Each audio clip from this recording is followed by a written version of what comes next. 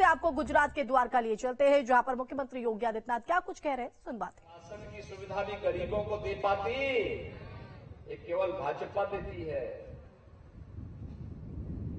अगर कांग्रेस रहती तो क्या धारा 370 कश्मीर से हट पाती? और क्या कांग्रेस रहती तो अयोध्या में भगवान राम का भव्य मंदिर का निर्माण का कार्य हो पाता?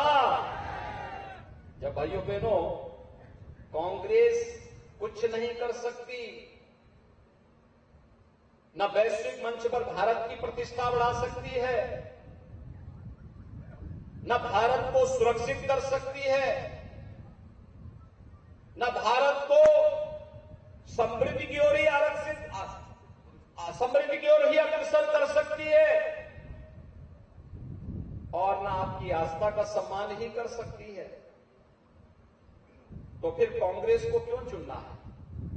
आप जानते हैं उत्तर प्रदेश के अंदर 25 करोड़ की आबादी है।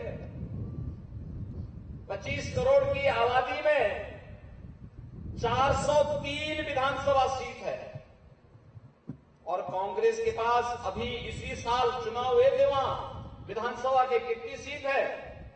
2। 403 में से मात्र 2 सीट कांग्रेस के पास है। यानी राम नाम सत्य है कि लेकिन 4 लोग चाहिए होते हैं। तो क्या कांग्रेस को कोई चुनेगा? और तो जो पूनम बेन कह रही थी कि आम आदमी पार्टी तो कांग्रेस की ही कार्बन कॉपी है, कोई अंतर नहीं है। रोज उनके कोई ना कोई एक नया घोटाला उनका सामने आता है। किस कदर दिल्ली को इन्होंने बर्बाद कर दिया, किस कदर नौजवानों के भविष्य के साथ खिलवाड़ कर रहे हैं। कोरोना कालखंड के अंदर दिल्ली के अंदर लोगों को कोई सुविधा नहीं दी इन लोगों ने, वहां की जनमानस के जीवन के साथ खिलवाड़ कर रहे थे। झूठी अफवाह फैलाते हैं, झूठा ख्वाब दिखाते हैं, अराजकता फैलाने का काम करते हैं।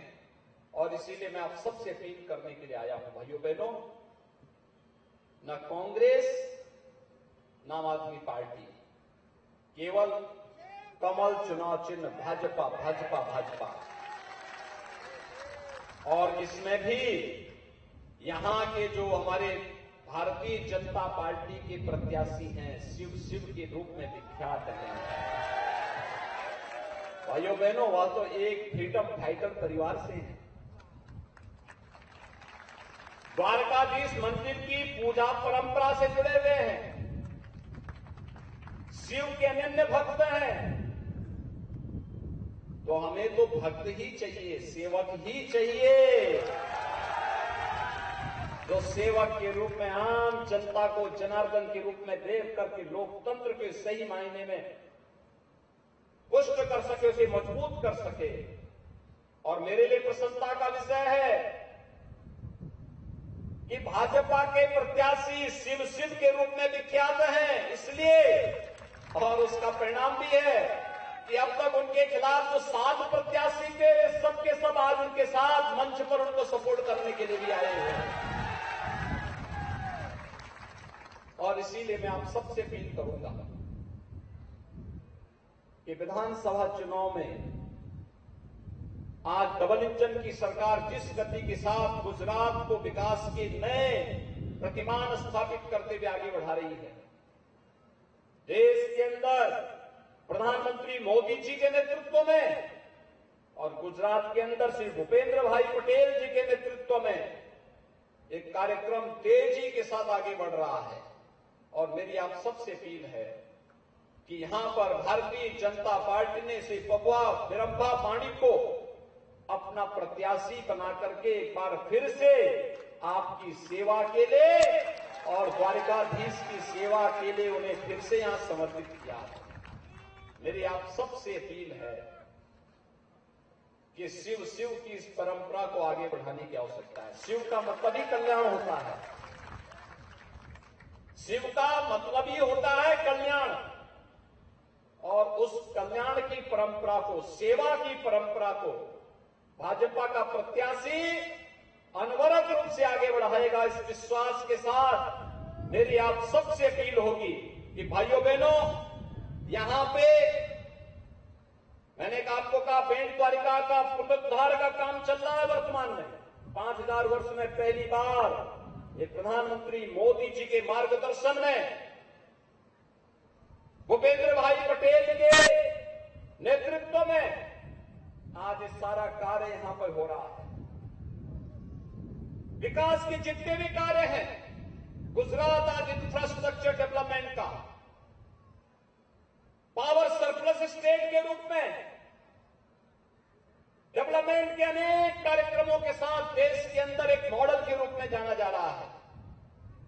और यहां का जो सतवारा भवन है, यह अभी तो नरेंद्र भाई ने ही यहां को दिया था। इसका शिलान्यास भी उन्होंने किया और इसका उद्घाटन भी उन्हीं के वरद हस्त से संपन्न हुआ था। हर विकास की हर इमारत पर यहां पे नरेंद्र भाई का नाम लिखा हुआ है। उनके वरद हस्त से सारे कार्य हुए हैं। वे निरंतर गुजरात के बारे में चिंतित रहते हैं और इसीलिए मेरी आप सबसे अपील है कि भाइयों बहनों, हम सब गुजरात के विकास के इस अभियान को आगे बढ़ाने के लिए कमल चुनाव चिन्ह को अपना पूरा आशीर्वाद दें। मेरी आप सबसे अपील है, अपना प्रत्येक वोट नो महत्व छे બંને હાથ ઉઠાવીને મારી સાથે જોરથી બોલો, મતદાનના દિવસે હું ભાજપાને વોટ કરી ફરી જંગી બહુમતથી ભાજપાની સરકાર બનાવશી। ભારત માતા की, भारत माता की, भारत